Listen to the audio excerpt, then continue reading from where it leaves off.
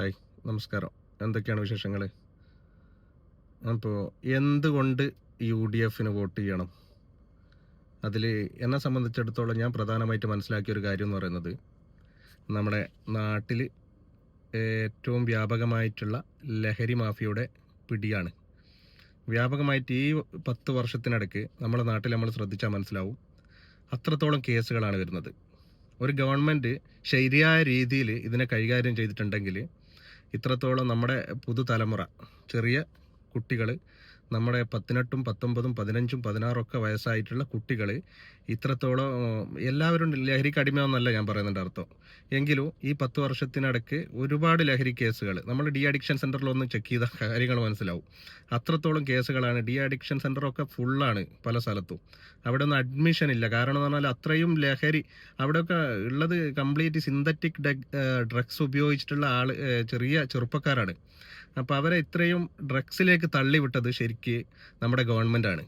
Government ഈ 10 വർഷത്തെ ഭരണത്തിനിടയ്ക്ക് excise വകുപ്പിനെ ഉപയോഗിച്ചിട്ട് അല്ലെങ്കിൽ പോലീസ് സംവിധാനത്തിന് ഉപയോഗിച്ചിട്ട് അടിച്ചമർത്തേണ്ടിയിരുന്ന ഈ ലഹരി മാഫിയകൾക്ക് കൂട്ട് നിൽക്കുകയാണ് ചെയ്തത്. എല്ലാ പോലീസുകാരെയും ഞാൻ പറയുന്നില്ല, പല പോലീസ് ഉദ്യോഗസ്ഥന്മാരുടെ അറിവുകോടുകൂടി തന്നെയാണ് നമ്മുടെ കേരളത്തിൽ ഇത്രത്തോളം ലഹരി മാഫിയകൾ പുറത്തുനിന്ന് ഡ്രഗ്സ് എത്തിച്ചിട്ട് അത് വിതരണം ചെയ്തെന്നുള്ളത് 100% ഉറപ്പാണ്. അതിലാർക്കും ഒരു സംശയമില്ല. ഇല്ലാതെ ഒരു ഗവൺമെൻറ് എൻ്റെ നാട്ടിൻ്റെ അടുത്ത നാട്ടിൽ ഇപ്പോൾ പുറവൂര്, അവിടുത്തെ നാട്ടുകാരെല്ലാം കൂടി ഒരുമിച്ചിട്ട് അവിടെ വ്യാപകമായിട്ടുള്ള ലഹരി കൊടുക്കുന്ന ആളുകളെയും അല്ലെങ്കിൽ അത് വിതരണം ചെയ്യുന്ന അല്ലെങ്കിൽ അത് വാങ്ങിക്കുന്ന ആളുകളെ ശക്തമായ രീതിയിൽ നേരിട്ടപ്പോൾ ഞാൻ മനസ്സിലാക്കിയെടുത്ത ഒരു 95% അവിടെ ലഹരിയുടെ ഒരു എന്താ പറയുക വിൽപ്പന അല്ലെങ്കിൽ അത് വാങ്ങുന്ന ആ പരിപാടി അവിടെ സ്റ്റോപ്പായിട്ടുണ്ട്.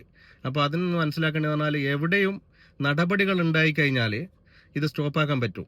അപ്പോൾ നമ്മുടെ ഗവൺമെൻറ് ശക്തമായ നടപടി എടുത്തിട്ടില്ല. ഇനി അഥവാ 1-2 ആൾക്കാരെ പിടിച്ചു കഴിഞ്ഞാൽ അവർക്കെതിരെ ശക്തമായിട്ടുള്ള നടപടിയില്ല. അവർക്ക് കൂളായിട്ട് ഇറങ്ങി പോരാൻ പറ്റുന്നു, ജാമ്യം പെട്ടെന്ന് ലഭിക്കുന്നു. ഇതൊക്കെ ഗവൺമെൻറ്റിൻ്റെ പിടിപ്പുകേടാണ്. അപ്പോൾ നമ്മൾ ഇതിനെപ്പറ്റി പറയുമ്പോൾ സോഷ്യൽ മീഡിയ ചർച്ച ചെയ്യുമ്പോൾ പല ആൾക്കാരും ചെയ്യുന്നതെന്ന് പറഞ്ഞാൽ, ഇപ്പോൾ ലഹരി കേസിൽ ആരാണ് പിടിക്കുന്നത്, അവൻ്റെ രാഷ്ട്രീയം എന്താണ്, അവൻ കോൺഗ്രസ് ആണോ ലീഗാണോ CPM ആണോ എന്നാണ് നമ്മൾ ചർച്ച ചെയ്യുന്നത്. സത്യത്തിൽ നിങ്ങൾ മനസ്സിലാക്കേണ്ട കാര്യം എന്ന് പറഞ്ഞാൽ, ഈ ലഹരി വിൽക്കുന്ന ആൾക്കാർക്ക് അവർക്ക് പ്രത്യേകിച്ച് രാഷ്ട്രീയമൊന്നുമില്ല.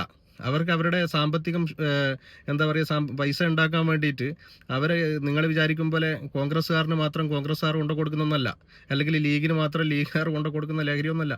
ഇതൊക്കെ നമ്മളെ പിഞ്ചു മക്കൾക്ക്, ചെറിയ 18ഉം 17ഉം വയസ്സുള്ള ചെറിയ മക്കളിലേക്ക് എത്തിക്കുകയാണ് അവർ ചെയ്യുന്നത്. അപ്പോൾ ഇതൊരു രൂക്ഷം